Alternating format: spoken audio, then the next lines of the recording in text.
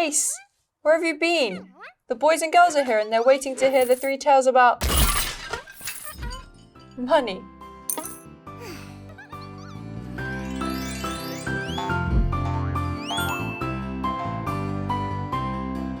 Hello there, my name's Emma and this is Ace. We have a fantastic story for you today. Now, the story may seem like one you know, but the characters in it are a little bit different. Are you sitting comfortably? And are you bouncing comfortably, Ace? Let's begin. Cinderella lives with her 2 grumpy sisters. Not only are they grumpy, they are lazy too. Cinderella spends all her time clearing up after her sisters, cooking for them, and washing and ironing their clothes. No matter how hard she works, nothing is ever good enough. To make matters worse, Cinderella's feet ache. She is on them all day, and with her toes crammed into uncomfortable, worn-out shoes, she can think about little else. All day long, Cinderella dreams about comfortable shoes. But these are not any old shoes. They are the most stylish, most comfortable sports shoes ever worn. Every evening, when all the housework is finished, Cinderella works quietly in her room, drawing page after page of beautiful sports shoes. The grumpy sisters do not notice. They are too busy complaining and trying to impress the handsome prince. Then, one day, an invitation to the royal ball arrives. The sisters are very excited, but none more so than Cinderella. Could this be her ticket out of here? Cinderella looks down at her sore feet. How can I possibly dance in shoes like these, she sighs, looking longingly at the shoe designs on her table. Suddenly, Cinderella's fairy godmother appears. You shall go to the ball, Cinderella, she says, but you don't need to marry a prince to get away from all this. You have everything you need for success and happiness right inside of you. Now you come to mention it, says Cinderella. I have always wanted to design sports shoes. With a wave of her magic wand, the fairy godmother changes a pumpkin into a sewing machine, the dishcloths into rolls of soft leather, and a wooden spoon into a pair of sharp scissors. Cinderella and her fairy godmother begin work on one of Cinderella's designs, and in no time they have made one of the most fabulous pairs of sports shoes imaginable. Later that evening, Cinderella arrives at the ball, proudly wearing her new shoes. They are admired by everyone. They are so springy, so bouncy, so stylish, and so comfortable that she flies around the dance floor. When the manager of Enchanted Forest Football Club sees her light-footed moves, he asks her to make football boots for his whole team. The boots work like magic, and the team wins every match of the season. Cinderella decides to open shops selling her footwear in every town and calls the shops Glass Slipper Sports. She becomes world famous. Everyone wants a pair of her amazing shoes. Did you know you can make money out of your hobbies, Ace? Yep, that's right. Just look at Cinderella. She loved shoes, and now people pay her to make them. Do you have any hobbies?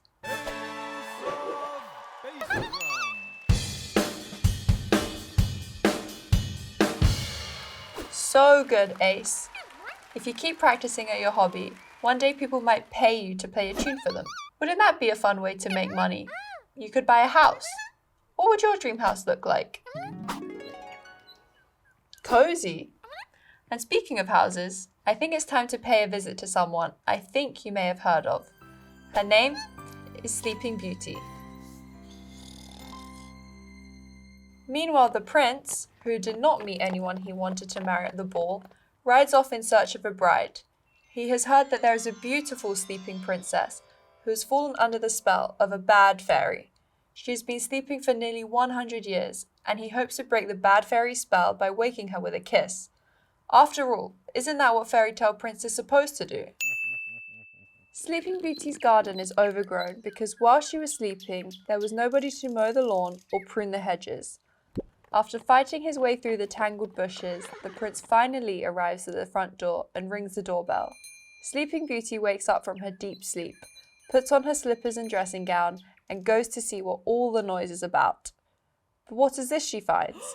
There, on the doormat, lies an enormous pile of letters. 100 years is a long time, and an awful lot of post has arrived. Sleeping Beauty picks up a letter from the top of the pile. To her surprise, it is from her bank. All the pocket money she put in the bank on her 18th birthday had been growing while she slept, just like the pile of letters, and she now has enough money saved up to do whatever she wants. Did you hear that, Ace? If you save up enough money, you can buy more of the things you like. What would you like to buy with your savings? Let's see. That's £40. You don't have quite enough money yet. Hey, don't worry, Ace. If you wait patiently like Sleeping Beauty and keep saving all the money you put in your money box, it will build up. While we wait, do you want to hear the rest of the story? Sleeping Beauty has forgotten all about the ringing at the front door. She opens it to find a young man standing there. "I am Prince Charming," he says. "I've come to wake you with a kiss and to take you for my bride." "Thank you," says Sleeping Beauty, "but I don't need a kiss because all your noisy ringing has already woken me up, and I'm certainly not going to marry you. We've only just met. Perhaps you could join me for a cup of tea instead. All that sleeping has made me very thirsty." The Prince and Sleeping Beauty both enjoy a cup of tea while she opens the rest of her post.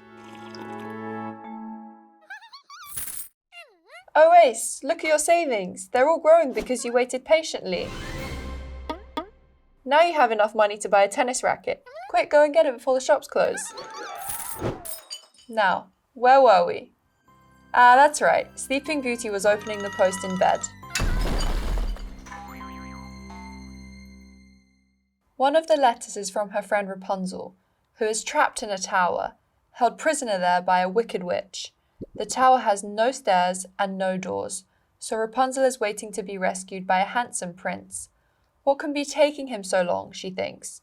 Rapunzel looks down at her long hair, which now almost touches the ground, and decides that she has had enough of all this waiting and will take matters into her own hands.